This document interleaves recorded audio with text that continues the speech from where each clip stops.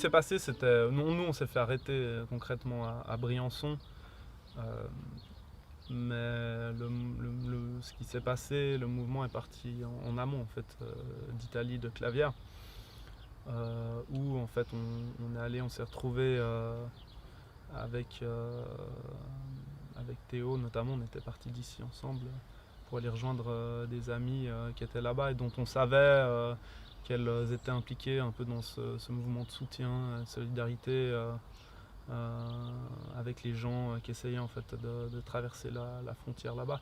Donc de leur amener une sorte d'aide un peu logistique quoi en fait, juste pour que ces personnes elles risquent un peu moins leur vie en essayant de traverser ce qu'elles feront de toute façon.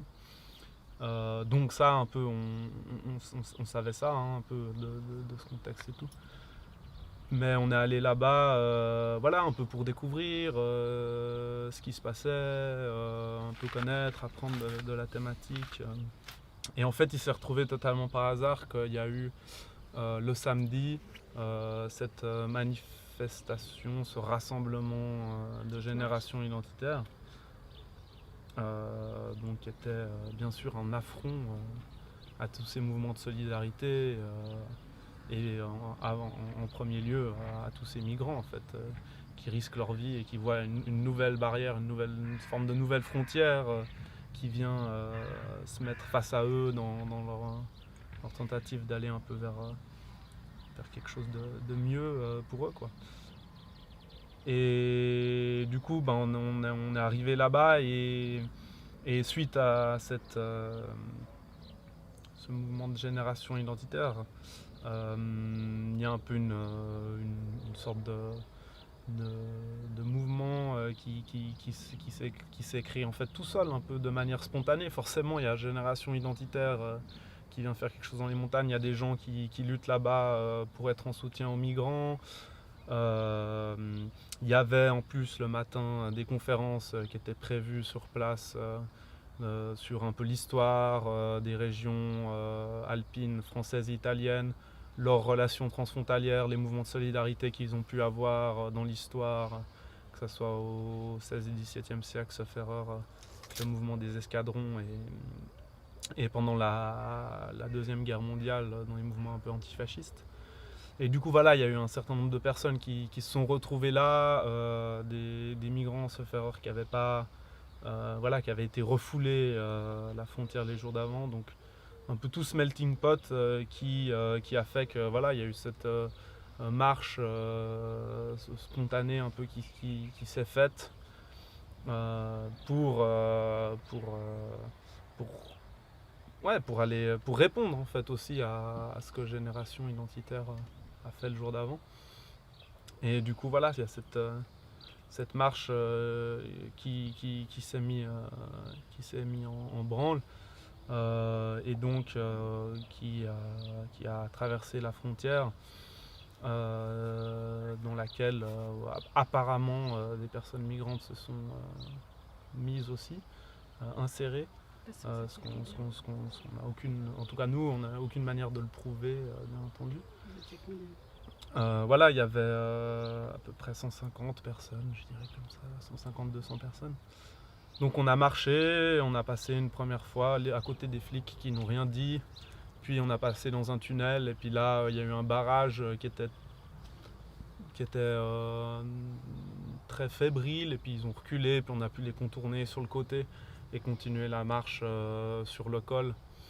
Donc sans que personne ne se fasse arrêter, sans qu'il y ait aucun problème, pour finalement arriver à Briançon après plusieurs heures de marche. Et puis avec je pense une grande joie d'avoir pu mener à bien cette marche, initier un peu cette réponse au mouvement identitaire, un peu cette réponse solidaire, hein, de montrer voilà, on peut lutter aussi dans le sens de la solidarité contre les frontières, hein, aussi, bien entendu, parce que c'est de là aussi qu'est partie cette manif, c'est de questionner dans le fond ce qu'est la frontière, ce que représente l'État-nation, d'où ça vient.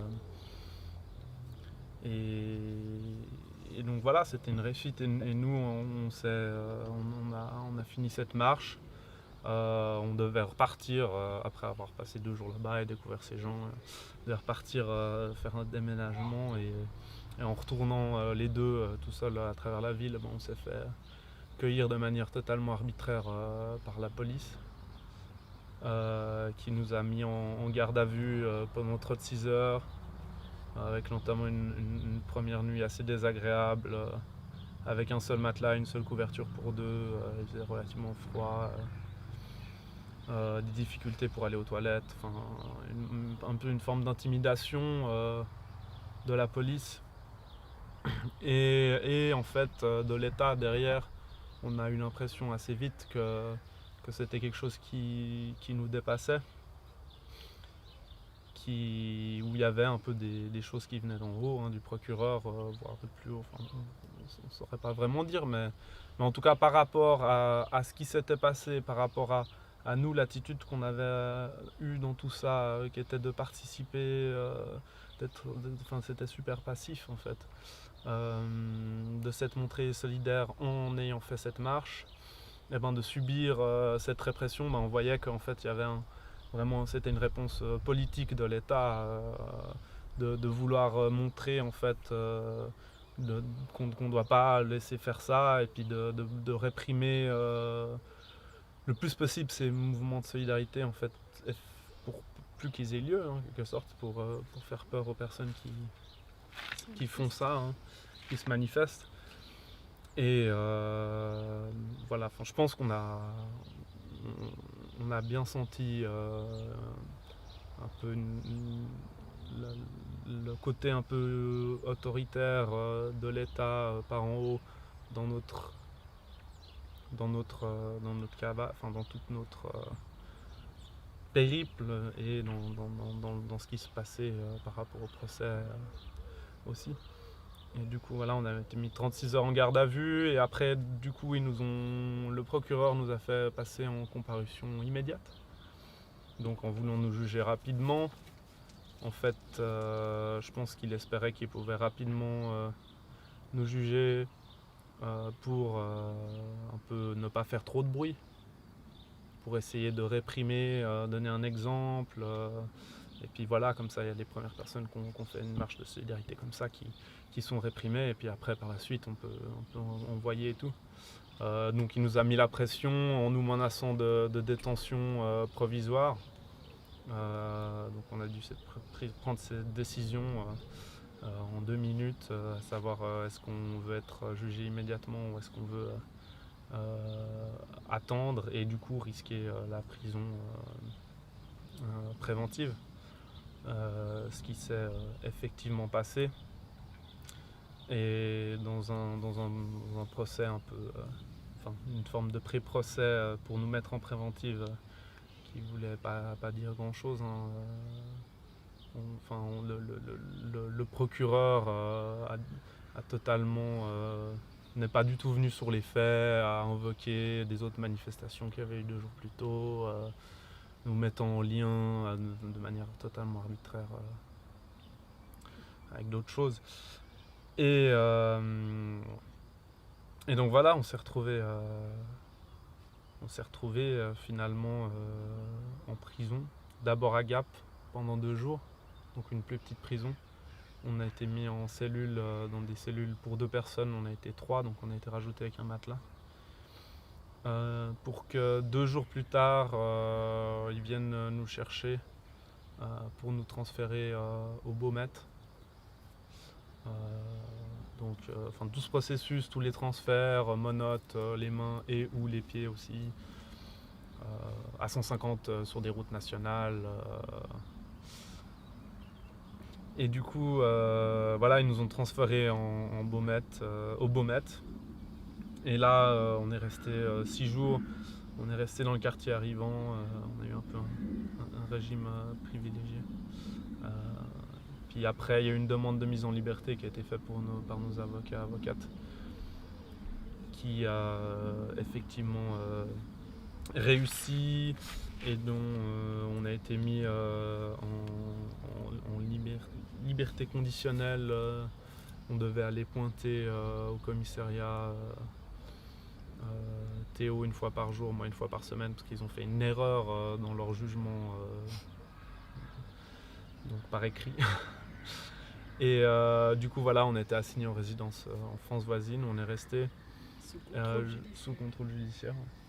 Et après il y a eu ce premier procès qui a débouché sur cette demande de cette question de constitutionnalité qui a été acceptée. Et suite à ça, on a été remis en liberté sans autre condition pour avoir finalement notre procès normalement en début novembre, à moins que la question de constitutionnalité passe, et dans quel cas où normalement on serait libéré de toute charge. À mon avis, voilà, ils ont su qu'il y avait ce mouvement, il y avait eu ce mouvement de génération identitaire qui avait fait beaucoup de bruit au niveau national médiatique. Ils savaient que cette manifestation allait aussi avoir un impact médiatique d'une manière ou d'une autre. À mon avis, c'est une directive soit du procureur, soit de plus haut, de dire aux flics, vous chopez 3, 4, 10 personnes par rapport à cette manif pour qu'on puisse les juger et montrer l'exemple. Il n'y a aucune raison que ce soit nous ou d'autres personnes, ça aurait pu être n'importe qui des 150 autres personnes. C'est quand vous êtes retourné tout seul pour Voilà, c'est parce qu'on n'était pas très intelligents, je dois admettre, mais ils nous ont arrêtés de manière totalement arbitraire parce qu'on était vulnérable à une forme d'arrestation. Et on s'est mis malheureusement dans cette situation. Oui, parce que vous êtes retourné chercher le van tout seul. Voilà, tout seul. Donc on a traversé la ville à ce moment-là. Mais je pense que ça aurait pu être totalement d'autres personnes. C'est même sûr. Et d'ailleurs, je pense que, d'une certaine manière, ils l'ont un peu... C'était peut-être tout content de nous avoir attrapés. Et puis finalement, vu la dimension un peu médiatique que ça a pris, cet aspect un peu international, voilà. Je pense qu'ils ont peut-être un peu regretté, enfin j'en sais rien, mais ils ont un peu lancé la machine. Et puis c'est vrai que je pense que c'est pas forcément bénéfique pour eux si ça fait grand bruit, si ça fait parler, parce qu'ils peuvent pas passer leur répression, puis augmenter un peu leur taux de répression sans que ça se voit trop, quoi. Alors ils nous ont accusés de aide à l'entrée d'étrangers en situation irrégulière sur le territoire français en bande organisée. En bande organisée. Donc ça, c'est la circonstance aggravante qui fait qu'on risque 10 ans et 750 000 euros d'amende et pas 5 ans et 30 000 euros d'amende. Donc ça double notre peine, et donc on attend qu'ils nous prouvent qu'on était en bande organisée. Ça va être un des points un peu du procès, mais c'est quelque chose qu'ils ont appuyé pour nous réprimer, pour montrer qu'ils étaient là et qu'ils pouvaient taper sur la table. Donc moi je suis allée au procès du 31 mai. Et puis c'était important pour moi d'y être, pour différentes raisons et tout. Et puis voilà, le procès a eu lieu, et en fait ça a été qu'une plaidoirie des avocats.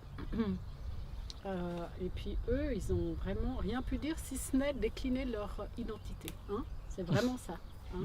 Aller à la barre, puis reconnaître qu'ils s'appellent comme ci, comme ça, etc. Et c'est tout. Et c'était... Moi, j'ai trouvé bien la plaidoirie parce que c'était autour des questions fondamentales de compatibilité entre délit de solidarité et puis le fondamental de la fraternité. Puis j'étais même touchée, je dois dire, par certaines plaidoiries de certains avocats. Ça m'a touchée étrangement, quoi, parce que ça me parlait, je pense, de valeurs qui me sont chères aussi. Et puis Bastien, à la fin de la matinée, enfin c'était long, 4-5 heures, il dit: j'en ai ras-le-bol, ça fait chier et tout, parce qu'en fait, ils n'avaient rien pu dire. Donc, ils s'étaient concentrés là-dessus tout le mois de mai, réfléchis, partagés avec les avocats, etc. Puis ils se retrouvent dans une situation où, en fait, on ne leur donne pas la parole. Ils sont contraints à se taire. Et c'est pas la même chose, mais ça me fait penser à cette politique de muselage de l'Espagne. Puis je me dis tout à coup, est-ce que d'une façon ou d'une autre, il y a aussi quelque chose qui parle de ça dans tout le processus, et puis y compris dans comment la juge, parce que c'est elle qui a présidé, hein, elle a empêché que se disent des choses et elle les a rendues sans parole, sans voix. Ils ont dû se taire. Puis je trouve intéressant juste y penser maintenant. Alors voilà, je pense. Ouais. C'est parce que c'était une manifestation et voilà, le procureur ou je sais pas, l'État, ils ont dit ah ben il faut leur taper dessus quoi, d'une manière ou d'une autre. Il faut pouvoir les foutre en prison, il faut y aller. Et du coup ils ont mis ça quoi. Après on va voir, je pense. J'ai l'impression que pour beaucoup de formes de répression politique aujourd'hui en France, cette bande organisée est beaucoup appuyée et mise en avant pour augmenter les peines. Ce rassemblement de génération identitaire, il y a une autre, la marche, la manifestation à laquelle on a participé. Et suite à ça, un des porte-parole de génération identitaire s'est félicité de la réaction du gouvernement français, c'est-à-dire d'augmenter les effectifs à la frontière et de réprimer les personnes solidaires. Donc des mouvements très clairement néofascistes qui s'en revendiquent, qui se félicitent des actions du gouvernement. Donc, on peut carrément dire, je pense, que le gouvernement est en train de mettre en place des politiques fascisantes par rapport à la frontière, au contrôle des migrants. Je pense que ouais, ça se ressent là-bas sur place. Je pense que les personnes qui habitent et qui luttent là-bas tous les jours, les migrants qui essayent de passer, vous le raconteront certainement mieux que nous. Donc nous, on a eu beaucoup de oui-dire. C'est quand même intéressant de relever qu'il n'y a pas seulement les identitaires d'un côté et puis les militants pour les droits de l'homme de l'autre, mais qu'il y a aussi la population autochtone et du lieu qui s'engage d'une façon tellement affirmative et puis avec beaucoup de force et de détermination. Et je pense que ça donne encore une indication supplémentaire, c'est qu'on n'est pas seulement dans un combat idéologique, mais qu'on est dans des questions fondamentales, des droits de l'homme. Typiquement, ça l'exprime très clairement. Les gens de la vallée s'engagent pour aider ces gens, enfin ces migrants. Et ça, je trouve que ça donne une dimension encore plus... qui permet finalement à tout un chacun, ou qui devrait permettre à tout un chacun d'accéder à cette problématique, puisque tout un chacun s'engage pour ces gens-là dès lors qu'ils ont sous les yeux la démonstration de ces personnes migrantes en détresse et puis qui peuvent du coup ne pas réagir. C'était une situation un peu... il y avait de la tension. Et en fait, nous, on était là-bas 2 jours. Voilà, on a pu en avoir des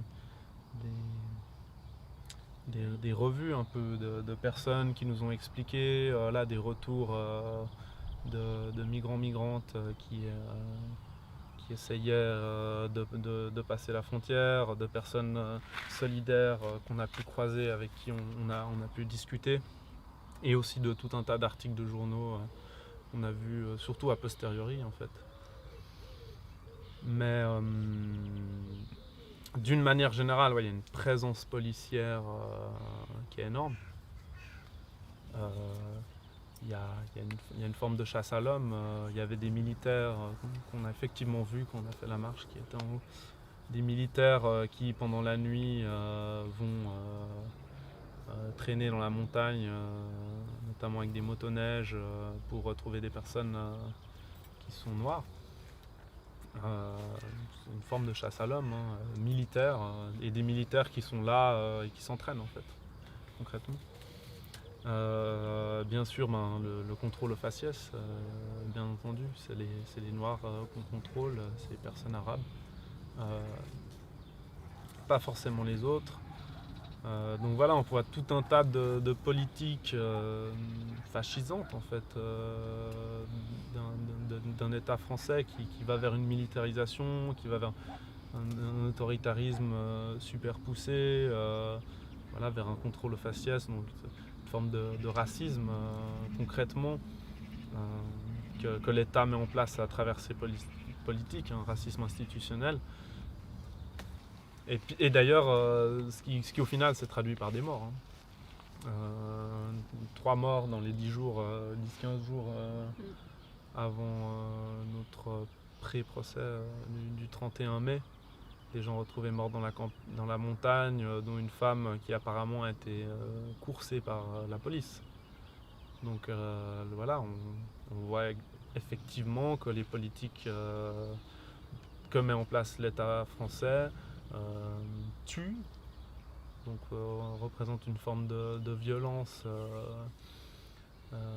certaine et donc tue des personnes noires migrantes. Donc je pense que c'est assez clair quand on voit ça comme ça, traduction. Alors,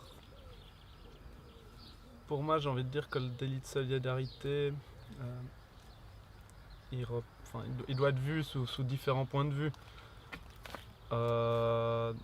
D'une part, c'est une manière un peu autoritaire de l'État de réprimer des mouvements solidaires ou des actions de solidarité, que ce soit de tout style. Ça peut être, et là dans notre cas ça concerne les migrants, mais ça peut être tout autre type de forme de solidarité qui peut s'exprimer de différentes manières, qui des fois est réprimée ou pas. Par rapport à nous, on a été réprimé de s'être montré solidaire avec ces migrants. Par exemple, des gens qui squatteraient des endroits pour des familles, ils vont aussi être réprimés d'une manière ou d'une autre. On en a beaucoup parlé autour de la migration, mais je pense que c'est une forme de répression de l'État et une manière un peu d'asseoir son autorité sur tout ce qui essaye un peu de venir de contester un peu son ordre établi, de contester la justice telle que l'État l'a définie. Parce qu'en amont, on voit de l'injustice en fait. Je pense que la question du délit de solidarité, dans un premier lieu, on doit aussi se poser la question de la solidarité. Pourquoi la solidarité, elle est là? Et en fait, elle est là parce qu'il y a des injustices. Et du coup, parce qu'il y a des gens qui luttent contre ces injustices. Et en fait, cette lutte contre les injustices qu'on essaye de réprimer, que les États y répriment de manière de plus en plus autoritaire, face à des personnes qui remettent en question sa légitimité, que ce soit l'État ou d'autres institutions, d'autres un peu dominants de la société en fait, qui sont un peu bousculés à travers ces mouvements. On bouscule l'équilibre, la manière juste de faire, de fonctionner. Là où on veut être solidaire, c'est justement là qu'on considère qu'on a fait un délit. Et ça paraît mais tellement invraisemblable et tellement contradictoire. Moi, je trouve toujours absolument incroyable d'entendre que là, on veut s'occuper de l'autre, de rendre leur monde meilleur sous une forme ou sous une autre, quand on veut aller à la rencontre de l'autre pour l'aider, pour faire quelque chose avec lui, on reproche cet acte de solidarité par un délit de solidarité. Et moi, rien que ça me paraît mais tellement invraisemblable et je ne comprends pas comment est-ce qu'un humain peut avoir un tel regard sur des actes pareils. C'est vrai qu'on peut voir dans tout ce qui est le délit de solidarité, enfin caractérisé comme délit de solidarité en France, en lien avec cette question de la migration. Donc de l'entrée au séjour, de l'aide à la circulation, de l'aide à la circulation, de l'aide au séjour et de l'aide l'aide à l'entrée, l'aide au séjour, l'aide à la circulation. Ouais, c'est trois. Si on regarde un peu la jurisprudence de ces 10 dernières années, on voit qu'on est passé tranquillement de simple amende à ces dernières années, quelques mois de prison avec sursis. Et puis nous, on a été les premiers à avoir fait de la prison ferme, certes en préventive, mais de la prison ferme. Et on est menacé de 10 ans d'emprisonnement et 750 000 € d'amende comme peine maximale, ce qui est complètement aberrant par rapport à ce qui s'est passé, quoi. Je pense, pour moi, ça me parle de différentes façons. Déjà, dans un premier temps, c'est que ça nous a donné une force et une confiance assez forte par rapport à la situation face à laquelle on était. Ça nous a réjouis de voir toutes ces personnes se mobiliser ici, en dehors de notre cas, mais voilà, de s'intéresser à cette problématique et d'être amené à lutter d'une manière ou d'une autre pour ça, et une hétérogénéité de personnes, dont un certain nombre de personnes qui n'ont pas l'habitude de militer d'une manière ou d'une autre, et ça, je pense que c'était quelque chose de super réjouissant. Après, je dois dire que sans enlever tout l'apport de tout ça, je dois dire que j'ai un peu un sentiment comment dire,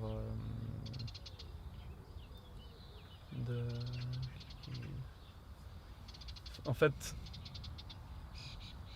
je suis super réjoui de voir tout ce soutien qu'on a pour nous, mais que dans cette histoire, si on regarde l'histoire au sens large, pas juste la répression que nous on a subie, mais effectivement la situation qui a amené à cette histoire, à cette répression. La situation aux frontières, les politiques qui sont mises en place pour réprimer tout ça, la situation d'origine, les situations d'origine qui poussent ces personnes migrantes à quitter leur territoire d'origine. C'est un peu un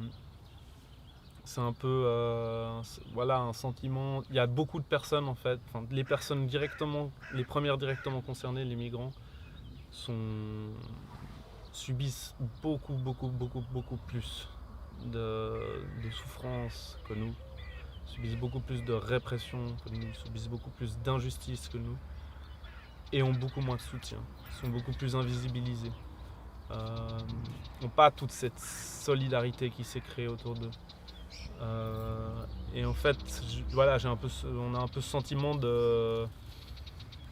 d'avoir été privilégié, ce qu'on a été, d'avoir été privilégié par rapport à des personnes migrantes qui pourraient être arrêtées le jour d'avant ou le jour d'après où on a été arrêté, et dont pas grand monde s'est enquéri pour parler d'eux, leur venir en aide et tout.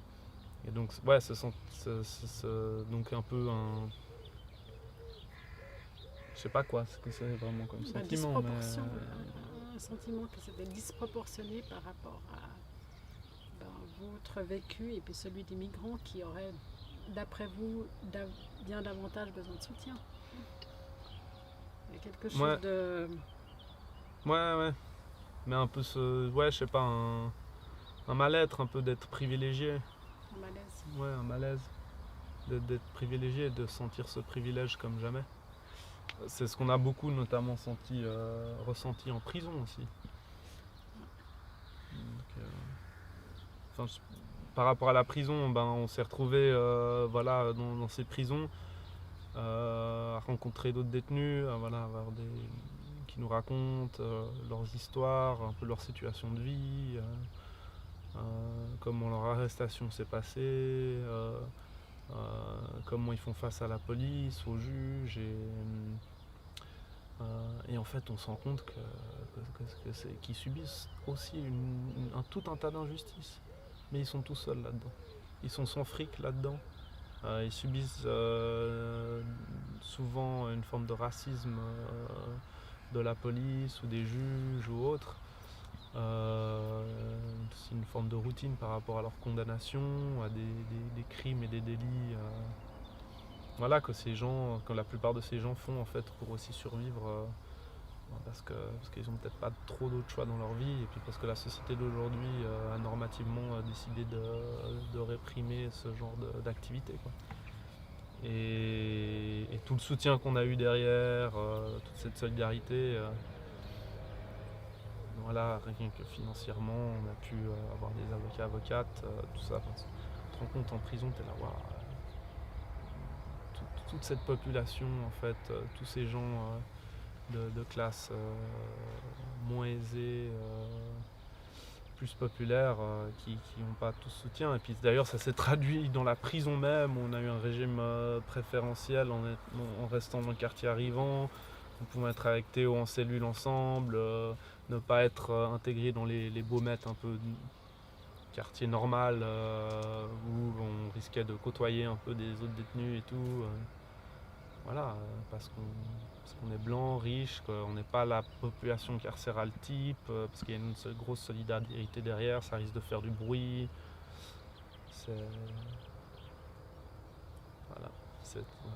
On est un peu dans cette situation, mais c'est normal par rapport à ce qui s'est passé aussi. Je pense que c'est normal. Moi, je comprends tout à fait ce malaise, et puis qui est apparu d'autant plus fort que vous étiez engagé pour cette cause et puis que le mouvement a été tellement massif. Je peux très bien imaginer à quel point ça touche, puis ça touche d'autant plus. On sait pour qui on se bat, et puis que finalement les forces qui ont été mises, elles ont été mises pour nous, mais pourquoi est-ce qu'elles ne sont pas mises pour tous ces migrants ? Mais en même temps, moi je me demande si d'une certaine façon tout ce mouvement ne s'est pas aussi créé et déployé aussi pour soi, parce que tous ces gens qui se sont engagés pour vous, c'est des gens qui sont militants puis qui sont engagés de toute façon pour une forme ou une autre de droits humains, ou qui a commencé à s'engager et qui va s'engager aussi davantage. Puis d'une certaine façon, c'est pour moi aussi un mouvement social qui s'est mis en route et puis qui certainement, ou en tout cas il est fort probable, qui déploie à l'avenir des nouvelles forces, et que tout ce qui a été découvert, expérimenté à travers ça, puisse permettre à ces gens-là et bien d'autres encore de s'engager à l'avenir pour perpétuer ces luttes. Puis dans ce sens-là, je trouve que c'est quand même intéressant, puis qu'il n'y a pas, vous étiez un petit peu porteur d'un message par hasard, et puis ma foi, voilà, c'est comme ça, mais que s'il y a un tel mouvement qui s'est mis en place, c'est peut-être pas pour rien au jour d'aujourd'hui. C'est qui correspond à quelque chose, à une réalité sociale et économique. Et d'ailleurs, c'est marrant parce que, en fait, c'était quasiment pile poil 50 ans après le mouvement de mai 68. C'est rigolo de faire ce lien-là. Coïncidence certainement, mais n'empêche qu'il y a quelque chose aussi de l'ordre d'un nouveau mouvement à cette échelle-là, bien sûr, on n'en est pas à l'échelle de mai 68, mais en tout cas qui fait penser, quoi. Après, moi je trouve aussi intéressant cette notion de soutien social et donc de solidarité aussi, et de nouveau, on parle de nouveau de ça sous une autre forme. Parce que moi, ce soutien social, il m'a donné de la force. Et donc, ça me dit combien vous donnez la force aux gens pour lesquels vous vous battez. Il m'a donné de la force et puis, en même temps, il m'a montré aussi l'ampleur et la gravité de la problématique. Et ça, je trouve aussi que c'est important.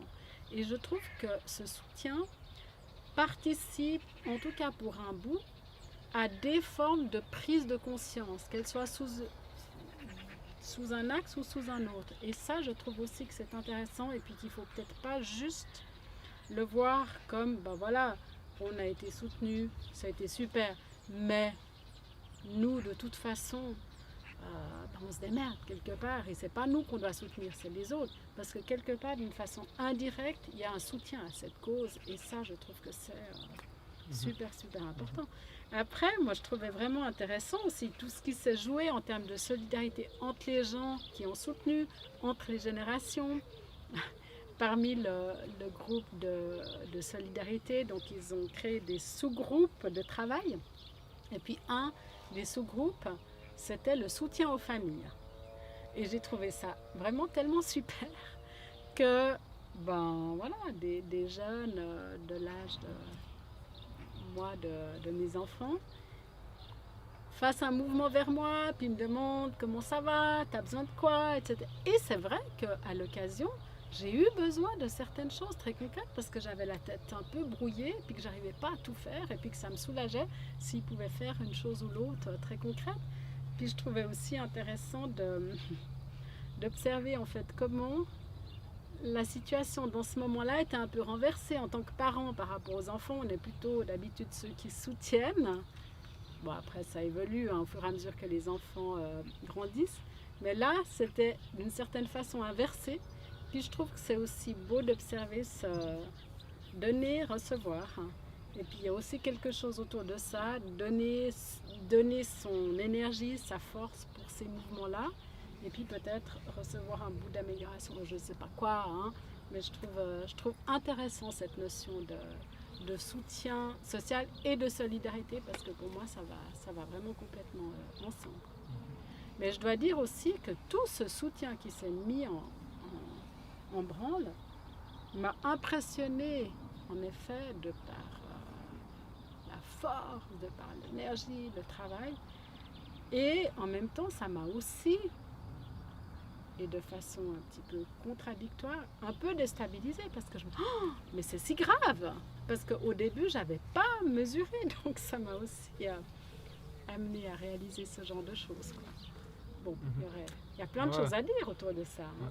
Non, je pense qu'il y a aussi très certainement beaucoup d'aspects positifs à fond et je pense que voilà, il y a une stratégie qui a été mise en place par un comité de soutien et qui a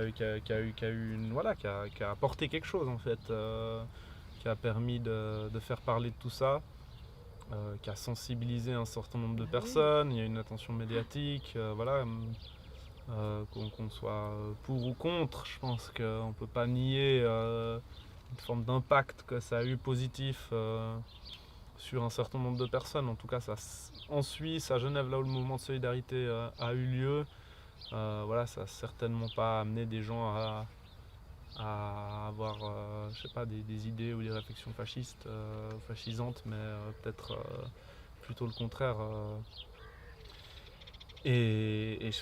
Effectivement, tout ça, ça a été incroyable et effectivement la force de ce mouvement de soutien a été vraiment, ça a été un grand plaisir de voir ça et puis je pense qu'il y a eu plein de points positifs, ça a amené beaucoup de choses. Après, c'est juste bizarre que dans le fond du problème, les personnes premièrement concernées, c'est des personnes noires, migrantes, sans papier, qui sont en fait invisibilisées, et puis quand on en parle et puis que ça fait grand bruit, c'est des personnes blanches relativement aisées qui sont sur le devant de la scène. Et là, il y a encore... bon, ça, c'est la question aussi du rôle des médias, et puis comment ils utilisent ça, comment ils jouent avec ça pour faire parler, pour vendre. Mais voilà, je pense que c'est quelque chose qui doit être posé et qu'on doit dire. Et qu'on doit toujours avoir en tête. Et je pense que dans nos mouvements sociaux, on devrait essayer d'avoir ça en tête, de dire que ce soit les premières personnes concernées qui puissent, les premières personnes directement touchées, qui puissent s'exprimer par rapport à une thématique et puis qu'on montre en fait, alors que maintenant elles sont toujours invisibilisées et ça c'est un grand problème. Nous, c'est ce qu'on a mis toujours en avant dans notre discours avec Théo, c'est de dire, mais en fait, nous, on est face à une répression voilà, qui est le résultat de politiques plus larges au niveau de l'État français qui ont été décidées par rapport à la gestion de la migration. Combien on va faire rentrer de personnes, on va les accepter, comment on va faire, comment on va contrôler nos frontières, empêcher peut-être des personnes de passer, qu'est-ce qu'on va leur infliger comme répression, tout ça. Et donc nous, on subit la répression de ça, mais en amont de tout ça, il y a la question de concrètement pourquoi ces personnes, pourquoi dans la société d'aujourd'hui il y a des gens qui migrent. Le fond du problème, il est là. Dans l'histoire, il y a eu plein de raisons de migration différentes. Aujourd'hui, on peut voir, je pense d'une manière générale, et nous c'est ce qu'on a essayé de dénoncer et de mettre en avant, que la migration, elle est le résultat d'un fonctionnement de société, d'une société qui est notamment injuste, dans lesquelles il y a plein de désastres, que ce soit des guerres maintenant et puis bientôt beaucoup plus des désastres climatiques, des formes d'exploitation de certaines personnes que certaines personnes subissent. Le résultat d'une histoire qui a été esclavagiste, puis coloniale, puis impérialiste, ou maintenant ce qu'on peut appeler néocoloniale ou autre, parce que les pays occidentaux concrètement ont des droits d'exploitation sur des ressources et des personnes dans les pays du Sud sans être trop dérangés.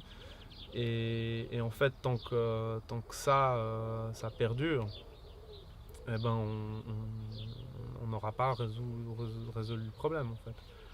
Et je pense que par rapport à la société contemporaine, à cette économie mondialisée, comment elle s'est construite historiquement, on peut voir que en fait c'est complètement en lien avec avec un système économique, un mode de fonctionnement économique qui est l'économie capitaliste et la société capitaliste, qui engendre ces inégalités, qui crée une forme de destruction de l'environnement, qui fait qu'il y a des personnes et des pays qui sont puissants, qui mettent en place des copains-copines dans certains pays, que ça crée tout un tas de problèmes qui sont liés à, selon nous, en tout cas l'analyse de moi, Théo et certainement d'autres personnes, d'un mode de fonctionnement de société, de mécanismes économiques qui ont eu lieu dans l'histoire et puis qui ont donné la société inégalitaire d'aujourd'hui. Et c'est ce qu'on a cessé de répéter, c'est pour nous en fait la réponse et la solution à ce problème, c'est pas de dire mais faut arrêter de réprimer les mouvements de solidarité, c'est juste normal et humain d'être solidaire. Oui, bien sûr, et ça sera vraiment un plus de réussir à empêcher ça et d'aller vers une société plus progressiste qu'une société plus autoritaire, fascisante. Mais en fait, une société progressiste, capitaliste, créera toujours, il y aura toujours une augmentation des inégalités en fait, et puis il y aura toujours ces phénomènes de migration qui existeront d'une manière ou d'une autre. Et ça, voilà, ça c'est le fond du problème. C'est pour ça que nous on dit qu'il faut aussi lutter avant tout avec cette réflexion générale sur le fonctionnement de la société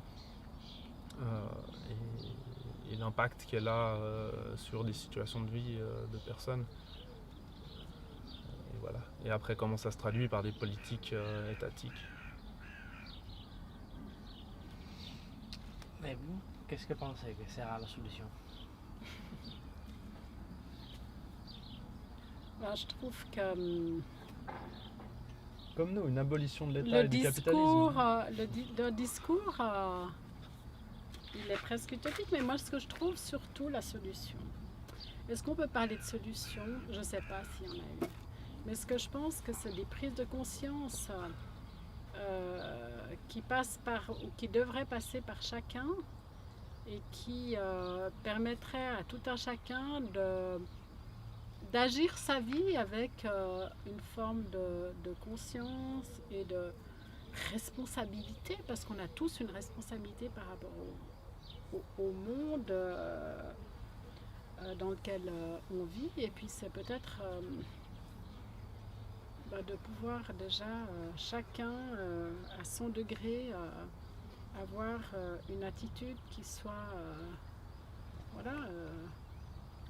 d'une certaine manière un petit peu attentive à ce qu'on vit, à ce qu'on subit, une attitude qui permette de dire non à certaines choses, qui permette de valoriser d'autres choses.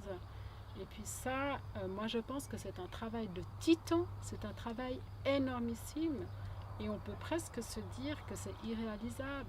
Mais non, il ne faut pas se dire ça. Il faut se dire, ben voilà, moi je fais ma part, où je m'engage au plus près de ma conscience avec ce que je peux, je parle à d'autres, je confronte, je débat, je suis attentive à telle ou telle chose. Et puis, ben voilà, d'une certaine façon, dans cette façon, une posture de vie, ou cette façon d'être au monde, on peut peut-être contribuer un tout petit peu, amener notre part, sachant qu'on n'a pas beaucoup de pouvoir face à ces multinationales et puis face à ces politiques qui sont en but de pouvoir et puis qui vivent à travers le pouvoir et qui se réalisent à travers le pouvoir. On n'a pas beaucoup de poids, donc il faut vraiment à notre niveau individuel peut-être se mobiliser et puis à valoriser ce type d'action et puis du coup s'engager avec d'autres et puis peut-être à une autre occasion de nouveau être porteur d'un message. Et voilà, moi je crois que c'est ni plus ni moins, c'est déjà pas mal, mais c'est très peu. Et puis, difficile de faire plus, quoi. Bastien, tu es engagé dans des projets alternatifs, c'est pas vrai? Un peu, ouais. Ouais, effectivement. Tu peux nous expliquer? Là, le projet auquel je suis engagé, c'est le plus, c'est un jardin collectif qu'on a voilà, pour produire de la nourriture, des fruits et des légumes un peu collectivement, de manière autogérée, sans vraiment de mécanisation, donc de fossiles, de recours aux fossiles. Voilà, et dans une démarche d'essayer de nourrir un peu les gens à notre échelle, sans qu'ils aient besoin d'avoir recours au supermarché, à toutes les bêtises qui s'y vendent.